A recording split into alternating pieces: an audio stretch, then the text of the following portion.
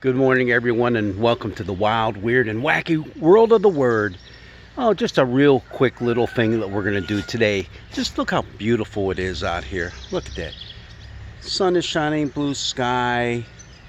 You know, the kids are getting out of school. I'm sure there's going to be a lot of families heading to the beach because, well, today's wild, weird, and wacky episode reminded me a little bit of the beach.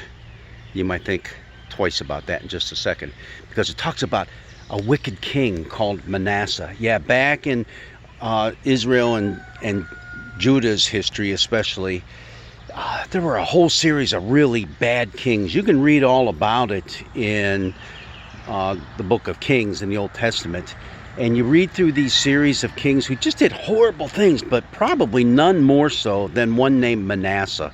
Now Manasseh, he got into all kind of like really evil types of worship, and he built what were called the high places back up on top of the hills where child sacrifice was being made. And it said he spilled so much innocent blood that it filled Jerusalem all across the city. Just not a good guy at all. Well, as life would have it, God visited Manasseh with a lot of punishment, and he was sent off into captivity in Babylon. All right, so you got that going, right? Well, you get to the book of Chronicles, which kind of looks at the history of Israel a little bit differently.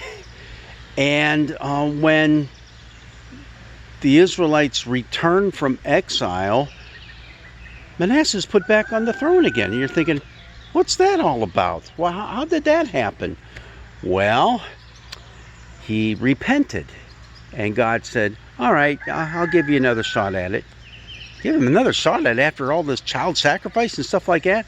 Well, what we have now is something in the Apocrypha. Those are the books that are kind of written between the Testaments, all right? And it's called the Prayer of Manasseh, in which he just bears his soul, tells God how sorry he is, and God says, okay, you can go back to being king again. Kind of a strange deal. But okay, what's the link between that and going to the beach with the kids in the summertime? Well, part of his prayer is, I have sinned against you, God, more times than there are grains of sand along the beach. Okay, so there you go, everybody. When you head to the beach, I want you to remember good old King Manasseh. You know, the one who sacrificed kids to the gods. Isn't this one wild, weird, and wacky book of the Bible? Yeah, it sure is. Because the Bible can be kind of strange, but it's something that we do contend with. We do see that sometimes punishment comes to those in very harsh ways for the sins they commit, but also, you know what? God's grace and mercy covers a host of sins.